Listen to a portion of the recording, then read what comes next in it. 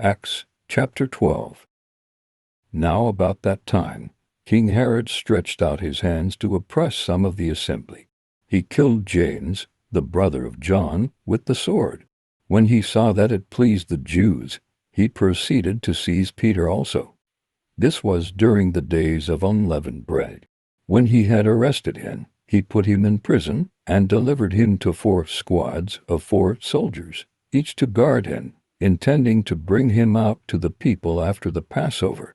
Peter therefore was kept in the prison, but constant prayer was made by the assembly to God for him.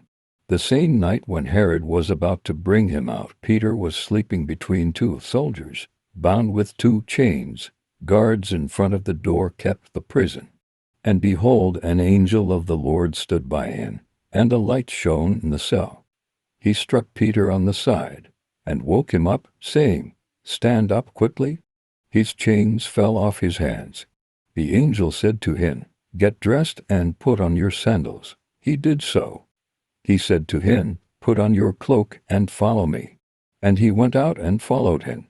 He didn't know that what was being done by the angel was real, but thought he saw a vision.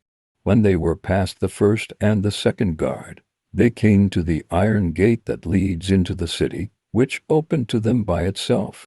They went out, and went down one street, and immediately the angel departed from him. When Peter had come to himself, he said, "Now I truly know that the Lord has sent out his angel, and delivered me out of the hand of Herod, and from everything the Jewish people were expecting."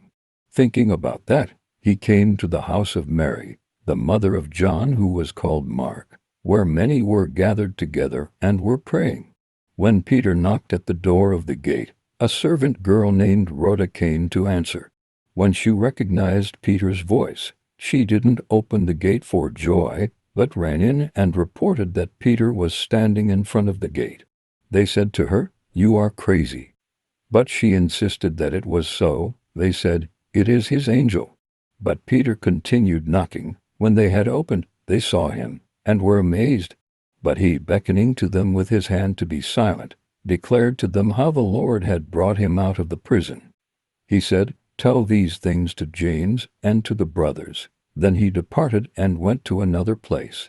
Now as soon as it was day, there was no small stir among the soldiers about what had become of Peter. When Herod had sought for him, and didn't find him, he examined the guards, then commanded that they should be put to death. He went down from Judea to Caesarea, and stayed there. Now Herod was very angry with the people of Tyre and Sidon. They came with one accord to him, and having made Blastus, the king's personal aide, their friend, they asked for peace, because their country depended on the king's country for food. On an appointed day, Herod dressed himself in royal clothing, sat on the throne, and gave a speech to them. The people shouted, "The voice of a god, and not of a man." Immediately an angel of the Lord struck him, because he didn't give God the glory. Then he was eaten by worms and died. But the word of God grew and multiplied. Barnabas and Saul returned to Jerusalem when they had fulfilled their service, also taking with them John, who was called Mark. Thank you for watching. Please like, subscribe, hit the bell and share.